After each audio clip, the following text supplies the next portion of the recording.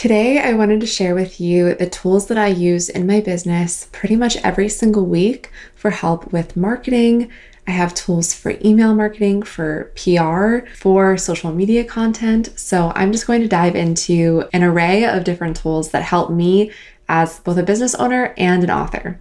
All right, let's start with email marketing. My favorite platform that I've always used for my business is MailerLite. There are so many different platforms out there to choose from when it comes to picking your email marketing host, but I chose MailerLite for pricing. I think that the pricing is better than a lot of other platforms, especially as you're growing your email list to be bigger and bigger. I also really enjoy the automations that they have. That was something that was important to me, is the ability to segment my list and be able to automate so that when someone joins my mailing list, they're getting a funnel of emails sent to them and I don't have to lift a finger. So those are a variety of reasons, but they're not the only platform that has those things. So I think if you haven't chosen an email marketing platform, it's important to do your research, to test out. Usually there's free trials for different platforms. You can see what you like the feel of the best, but I'll link MailerLite and all of these tools today in the description of this video so that you can check it out for yourself and sign up. I do both my author newsletter and my Marketing Monday newsletter through MailerLite.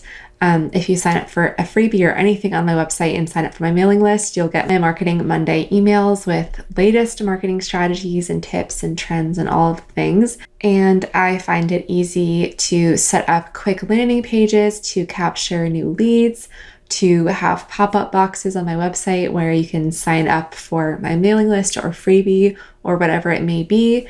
And so if you're someone who also doesn't have a website or anything, you can even use MailerLite for some easy, quick landing pages as well, which I really like about the platform. I have an entire video on how to set up and write your newsletter as an author and kind of what to include, how to grow it. And so I'll link that video above for you if you are interested in that one. Which leads me to the next tool that I use for both my author website and my marketingbyshelby.com website, which is Squarespace. Again, there are so many different website platforms to choose from. I chose Squarespace because I think they have a great reputation. I'm not a designer, so I find it easy to put things together. However, I hear from actual website designers that Squarespace isn't their favorite, so it kind of depends on your level, but I enjoy it. I find it simple. They have good templates to choose from, and it's very clean and nice looking, in my opinion. There are some issues, though, that I don't love, such as their responsive design. I've found that if a user zooms in or out on my website, that it's not the most responsive, which is not the best.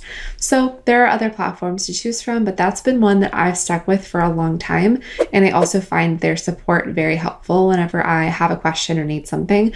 They're pretty quick. So I like them, and I'll link Squarespace in the description of this video as well if you are looking to set up an author website. Now, I don't personally sell direct on my website yet. I would love to in the future. However, I have many clients who use Shopify, and so I recommend it just because I've used it as a helper, not for myself, and seen how powerful it can be and how helpful it can be. So I'll also link Shopify in the description too if you want to sell direct through your website. It's just a great commerce platform to help people be able to check out and purchase through your website.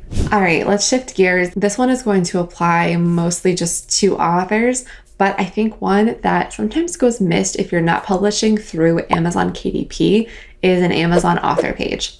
If you head to author.amazon.com, you can set up your Amazon author page. It's free. You can claim the books that you already have available on Amazon and set up tools such as one being your photo and your bio. That way, whenever people are on your Amazon listing page, your information shows up. I think just having that photo is so helpful so people can see, who you are. And then people can follow you to get the latest updates from Amazon whenever you release a new book. And they also have different features such as being able to see your book scan sales. So if you're not published through KDP, you can kind of see some reports through there, which features your paperback book sales. And then also different features like you can recommend some of your books or other authors' books that you love. And when someone comes to your Amazon author page, they can see what books you've recommended to them, which I really like to do. Whenever I have a new release, I'll put that as like my top recommended one that I think, my readers should start with next. Okay, the next one is media and PR focused, and it's Connectively. This used to be Help a Reporter Out, or HARO, and it was an email that you would get multiple times a day of journalists currently looking for stories and what those topics were. Now it is like an online portal where you can make a free account and you get a limited number of free pitches where if you find a story that you want to pitch yourself to as an expert, you can pitch yourself through the platform. So I like to look through it just to see if there are any new stories that I would be a good fit for, and I've gotten some publications by doing that. It is on the more manual side that you have to read through and see what you'd be a good fit for. But I like to stay apprised of what is trending in the news, what journalists are looking for stories on. And so sometimes there will be book or writing related ones or mental health related ones, which works really well for my niche. And so I don't log in every single day, but I will pop in whenever I'm available and put a recurring task in my calendar to check in as well. And I found some good opportunities through that to get my name out there and my business out there. Let's switch gears to social media content and scheduling and creation. The first tool that I'm going to share with you is a teleprompter app.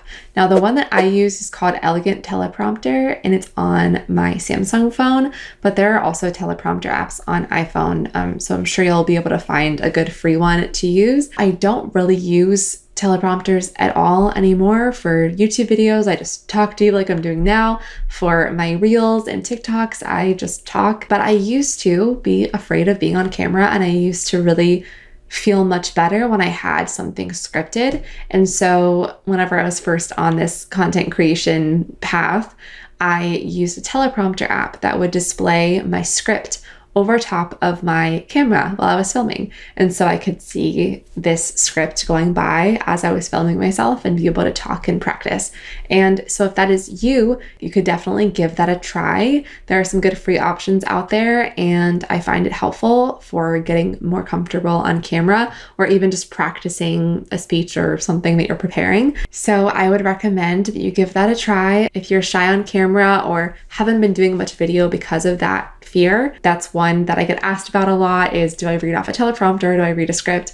I do not anymore, but I definitely did many years ago and would recommend it. So I still have the app on my phone just in case I want to go back to doing that. But I think it takes some practice too to read it without sounding like you're reading it too much. So you might have to practice a little bit, but it definitely helps to have it in front of you. When it comes to scheduling, I get asked this a lot too, and I actually don't really schedule my content very often. The exceptions are when I'm going on a trip and I really want to step away from my phone. But for the most part, I don't really schedule content. But whenever I do, I typically will just use Meta Business Suite and publish my Facebook and Instagram posts through that, which is free. It's available if you have a Facebook business account. So you can just head to the Business Suite and schedule reels, regular feed posts, even stories through that platform, which I find really helpful. I find it personally easy to use, but I have heard that other people don't love it too much. So you can test it out and see what works for yourself. If you are wanting to schedule beyond just Instagram and Facebook, my platform recommendation for you is Metrical. And they also have really good data and analytics that they give you through that platform. So that's another good one to choose from, but there are lots of different social media schedulers. So again, my recommendation for you is to test out different ones, see the interfaces, see which one you like best, which one gives you the best workflow for how your brain works and how you like to create content, and just test out some free trials and land on one and stick with it. Even just setting a recurring reminder to create some content and get it scheduled once a week or every couple of weeks can be so helpful in taking that work off of your plate. And if you want to take even more time and work off of your plate when it comes to social media content creation, I create monthly content plans for the members of my Creatives Content Club every single month. I give you graphics, video templates, and scripts, and audios, plus done for you captions, email ideas. It is a whole content plan built just for you, just for creatives in mind, to help you grow your community and sell more of your products. So if that's something that interests you, that is one element of the club and so much more inside. I'll link it for you in the description, or you can head to marketingbyshelby.com/club. We are actually starting a October marketing challenge tomorrow when this video comes out. So if you would like to take action with us in the club and set some marketing goals for the rest of the year and learn some strategies and tips for increasing sales for the rest of the year, you will not want to miss that challenge happening included for our club members as a bonus. So I'm really excited for that. Again, that's marketingbyshelby.com/club if you'd like to enroll and join us.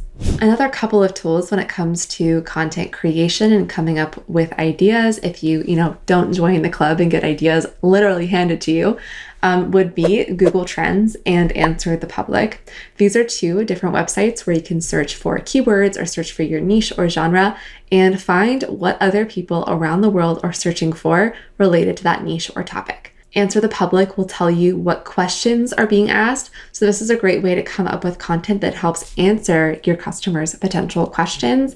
And Google Trends will show you what keywords or search phrases people are using on Google related to your niche. And I find both of those helpful whenever I'm trying to brainstorm for content and find out what is my target audience currently looking for. Now, I did an entire video also on the tools I use for content creation and planning, and the only repeat is Google Trends. So if you want to check out this video next, that will be other tools that I use on a regular basis for my content creation and planning. That is all for me today. I hope you enjoyed this episode, and I'll see you in the next one. Bye.